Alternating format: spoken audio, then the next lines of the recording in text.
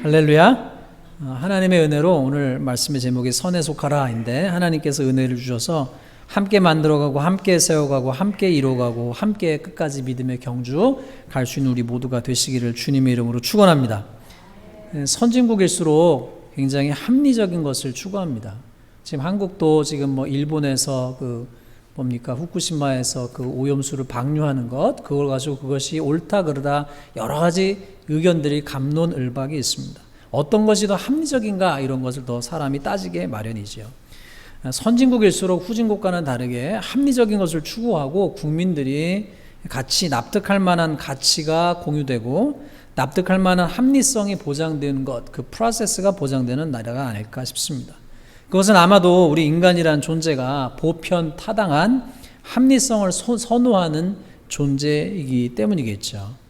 그렇게 합리성을 좋아하는 우리가 그래서 어떤 종교를 스스로 만든다면 가장 합리적인 사고에 우리 생각할 때에 말이 되고 우리 생각에 납득이 되고 우리 감정에 납득이 되고 우리 마음이 납득이 되는 그러한 종교를 만들 것입니다. 그래서 어떤 분은 기독교와 불교를 비교해서 보고 불교를 이렇게 가만히 이제 보다 보니까 너무나 불교에 대해서 연구하고 공부하다 보니까 불교는 너무나 make sense 하다는 거죠.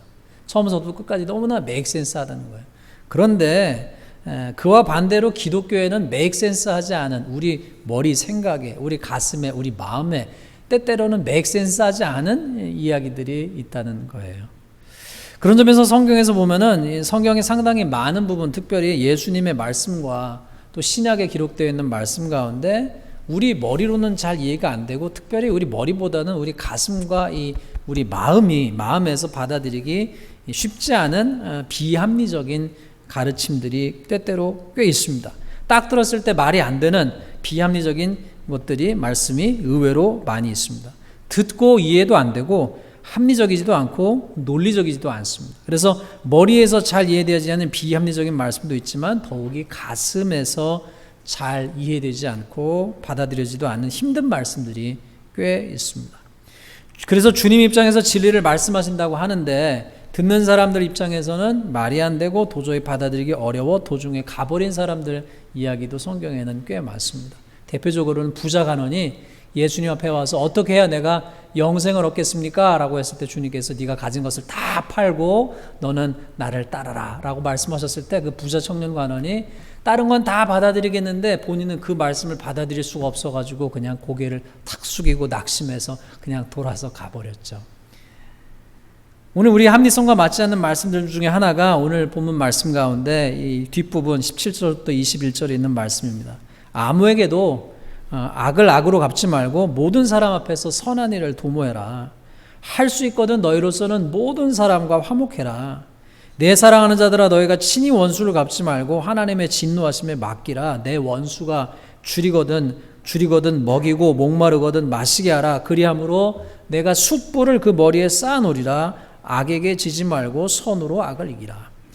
여러분, 이 말씀이 우리 머리로도 잘 이해가 안 되지만 가슴으로 이게 탁 와닿습니까? 요즘 한국에 묻지마 살인, 묻지마 폭행 이런 일들이 너무나 많이 있습니다.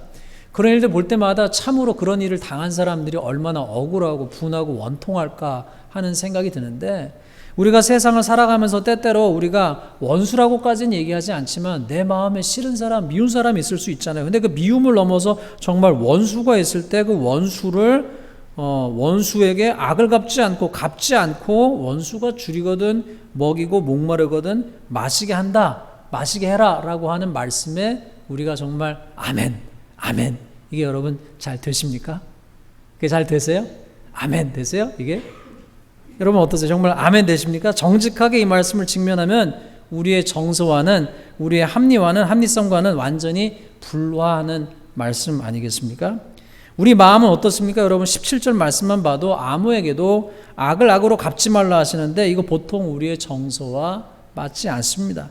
우리는 세상은 보통 뭔가 남에게 당하면 당한 만큼 갖고 싶어하는 마음이 있죠. 그래서 너 나에게 이만큼 상처를 줬어, 나도 너에게 당한 만큼 상처를 줄 거야 라고 하는 이러한 정서가 우리에 더 맞지 않습니까? 그래서 세상에서 나오는 여러 가지 이야기나 스토리나 영화나 이런 걸 볼 때에 어떤 사람이 나쁜 일을 당해서 그 사람이 당한 일을 그대로 갚아줄 때 사람들이 통쾌함을 느끼잖아요. 아이들도 그렇고 어른들도 그렇고 그런 영화나 그런 스토리를 볼 때 아주 시원함을 느낍니다. 우리의 정서에는 그것이 맞죠. 우리의 정서에는 원수를 갚는 것이 우리의 합리에 더 맞습니다. 그런데 하나님 말씀은 뭐라고 말씀합니까? 너희가 친히 원수를 갚지 말고 하나님의 진노하심에 맡겨라. 그리고 원수가 줄이거든 먹이고 목마르거든 마시게 하라. 이렇게 말씀하고 있습니다. 오늘 본문 말씀은 우리 주님이 하셨던 말씀을 떠오르게 하죠. 주님께서 하셨던 말씀 누가복음 6장과 마태복음 5장에 주님께서 이렇게 말씀하셨어요. 먼저 누가복음 6장에 그러나 너희 듣는 자에게 내가 이르노니 너희 원수를 사랑하며 너희를 미워하는 자를 선대하며 너희를 저주하는 자를 위하여 축복하며 너희를 모욕하는 자를 위하여 기도해라. 너희 입뺨을 치는 자에게 젖밤도 돌려대며 내 겉옷을 빼앗는 자에게 속옷도 거절하지 말라. 오직 너희는 원수를 사랑하고 선대해라. 마태복음 5장에서 이렇게 말씀하셨죠. 또 눈은 눈으로 이는 이로 갚으라는 것을 너희가 들었으니 나는 너에게 이르노니 악한 자를 대적하지 말라. 누구든지 내 오른편 뺨을 치거든 왼편도 돌려대고 또 너를 고발하여 속옷을 가지고자 하는 자에게는 겉옷까지 가지게 하고 또 누구든지 너로 억지로 오리를 가게 하거든 그 사람과 심리를 동행하고 너희 원수를 사랑하되 너희를 박해하는 자를 위해서 기도해라. 여러분이 말씀을 들을 때 정말 여러분 금방금방 아멘, 아멘, 옳습니다, 그렇습니다, 나 그렇게 하겠습니다. 이것이 여러분 되는가요? 그렇지 않잖아요. 우리는 이 말씀을 하도 많이 들어서 이제는 익숙해진 말씀이지만 이 말씀을 처음 들었던 사람들, 처음 들었던 주님의 이 말씀을 들었던 청중들, 회중들은 어땠을까요? 이게 무슨 궤변이야 하지 않았겠습니까? 이게 무슨 말도 안 되는 소리 하지 않았겠습니까? 그 말보다는 눈은 눈으로 이는 이로 갚으라고 하는 말씀이 우리 정서에 맞고 인간의 본성과 원수를 갚고 싶은 마음에 딱 맞는 것 아닙니까? 당한 대로 갚아주고 싶은 마음을 지닌 보통 사람에게 딱 맞는 말씀 아닙니까? 아까 말씀드린 바와 같이 오늘날에 여러 가지 참 많은 일들이 일어납니다. 세상에 살면서 정말로 내가 정말로 원수가 갚고 싶은 그런 사람도 있기도 하고요. 미운 사람이 있기도 하고요. 싫은 사람이 있기도 합니다. 그런데 합리적인 사고를 넘는 주님의 가르침은 왜 주님은 합리성을 넘어서서 말씀을 하시는 걸까? 우리의 합리적인 생각으로 받아들이기 힘든 말씀을 하시는 걸까? 그리고 주님께서 이 말씀을 통해서 우리에게 경험케 하시려는 삶은 무엇일까? 좀 전에 드린 질문에 대해서 모든 답을 우리가 다 알 수는 없겠지만 몇 가지로 추측해 볼 수는 있겠지요. 악을 악으로 갚는 과정에서 때때로는 우리는 어떤 것을 보느냐? 우리 일상의 삶을 돌아봐도 때때로는 우리는 매일 징후에 사로잡힌 사람을 봅니다. 팬데믹 이후에 우리는 팬데믹 과정에서도 수많은 사람들이 때때로 화에 사로잡혀 있는 것을 보기도 하고 인류의 역사를 보아도 세계사회 곳곳에도 오늘날 우리 사회를 보아도 때때로 화에 사로잡혀 있는 징후에 사로잡혀 있는 증오심과 원수를 갚으려고 하는 마음에 사로잡혀 있는 일들을 보게 됩니다.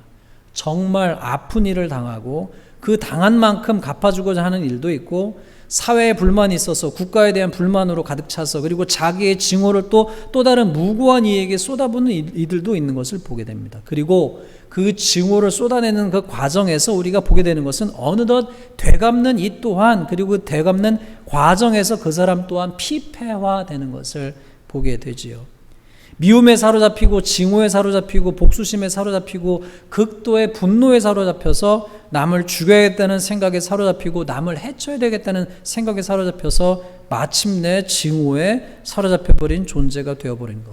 그러하기에 결국 원수 갚음을 끝을 아시는 주님께서는 이에는 이, 눈에는 눈으로 갚으라는 세상에서 이를 눈과 이와 귀로 갚아야 성이 차지 않는 세상 속에서 내 마음이 악에게 화에 징후에 미움에 분노에 사로잡히지 말고 너의 삶을 종국적으로 피폐하신 것에 사로잡히지 말고 다른 좋은 것에 사로잡히라고 하는 존재가 되라고 하는 것이 아닐까 생각이 듭니다. 인생을 살면서 때때로 우리 정말로 미운 사람이 없다면 복이고 인생을 살면서 원수 같은 이가 없다면 복입니다. 하지만 우리가 인생을 살아가다 보면 때로는 되갚아주고 싶은 이가 때때로는 어떤 이가 혹은 어떤 나라가 있을 수도 있습니다. 그럴 때 우리의 선택지는 크게 둘 중에 하나죠. 내 손으로 갚아버리든지 아니면 주님의 명령을 따르든지입니다. 우리의 본성상 하고 싶고 우리의 감정상 자연스러운 것, 갚아버리는 것, 우리의 본성과는 반대되고 우리의 감정과는 반대되는 것, 되갚음을 하나님께 맡기는 것 사이의 갈등입니다. 그런데 주님은 뭐라고 말씀하세요? 내 사랑하는 자들아 너희가 친히 원수를 갚지 말고 하나님의 진노하심에 맡기라. 기록되었을 때 원수 갚는 것이 내게 있으니 내가 갚으리라고 주께서 말씀하신 것이죠. 여러분, 이것이 쉬운 명령입니까? 아닙니다. 결코 쉬운 명령이 아니죠. 되갚음을 하나님께 맡기는 것이 쉬운 것 아닙니다. 결코 그렇지 않습니다. 그런데 이것을 어떻게 할 수 있는 것인가요? 하나님께서 우리의 삶 속에서 우리가 어떤 삶을 살기 원하시느냐? 우리가 사랑의 삶, 용서의 삶, 거룩한 삶, 의의 삶을 살기 원하십니다. 마귀는 우리가 미움에 사로잡히고 증오에 사로잡히고 죄에 사로잡히고 슬픔에 사로잡히고 원망에 사로잡히길 원하지만 하나님께서는 우리가 하나님의 은혜로 말미암아 사랑과 용서와 거룩과 은혜에 사로잡히는 삶을 살기를 원하십니다. 그렇기 때문에 주님께서는 우리에게 말씀하신 거죠. 내 사랑하는 자들아 너희가 친히 원수를 갚지 말고 하나님의 진노하심에 맡겨라. 그리고 너는 그에게 용서를 하고 그에게 은혜를 베풀어라. 그러면 내가 갚을 것이다 말씀하시는 거죠. 우리에게 주시려고 하는 삶은 무엇입니까? 하나님은 증오가 아닌 자비와 평화와 은혜와 긍휼과 회복이 가득한 삶을 원하신 줄로 믿습니다. 사랑하는 성도 여러분, 정말 그것을 믿으십니까? 믿으시면 아멘 하십시다. 하나님께서 우리에게 원하시는 삶은, 하나님은 우리가 미움에 사로잡히길 원하지 아니하시고 슬픔에 사로잡히길 원하지 아니하시고 포기와 좌절에 사로잡히길 원하지 아니하시고, 우리가 사로잡히길 원하는 것은 자비가 가득하고 평화가 가득하고 은혜가 가득하고 긍휼이 가득하고 회복이 가득한 삶을 하나님께서는 원하십니다. 하나님은 우리가 회복되길 원하세요. 하나님 우리가 사랑으로 충만한 삶이 되길 원하십니다. 거룩한 삶이 되길 원하십니다.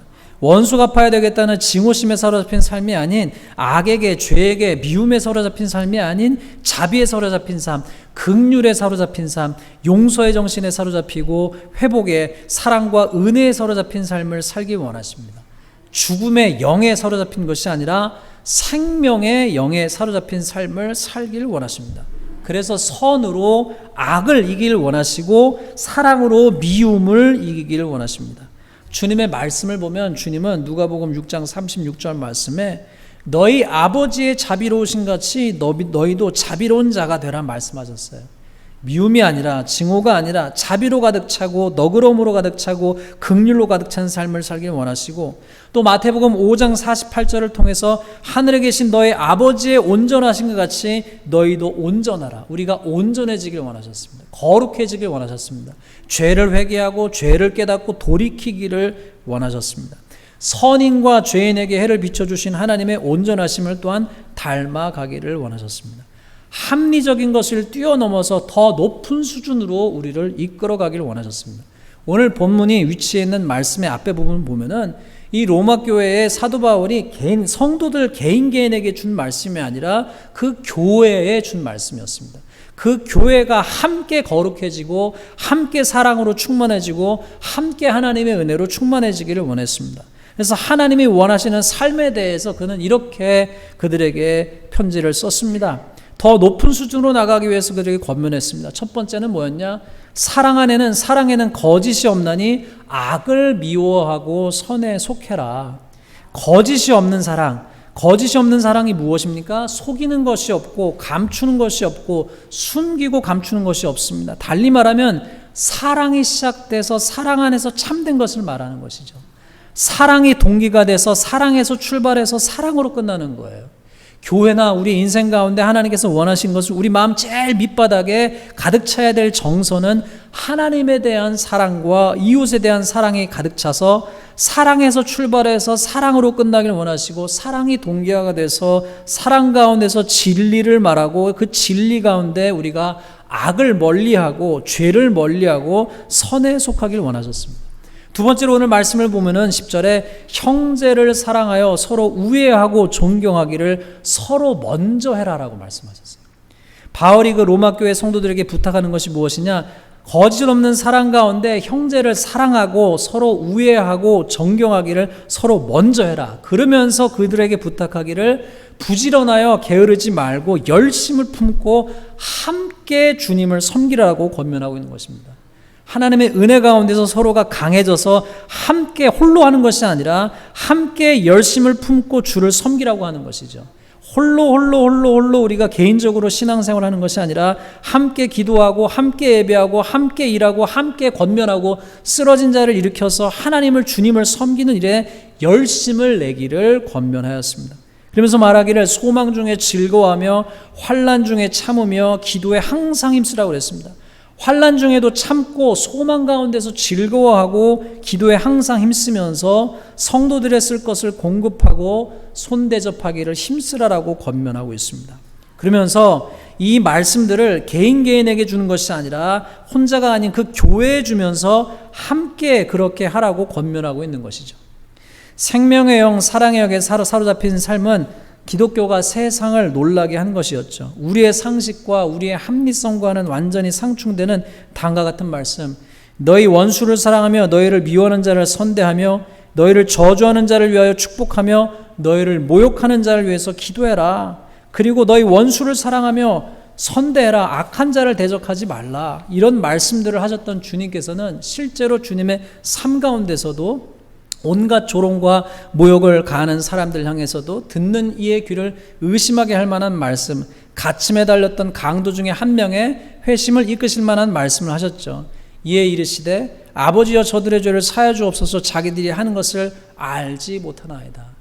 예수님의 모습을 닮았던 스데반 집사도 비슷한 이야기를 하였죠. 그래서 본인에게 해를 가하고 있는 이들에게 오히려 용서의 말씀, 용서의 은혜의 기도를 들으셨던 주님을 또 스데반 집사를 보게 됩니다.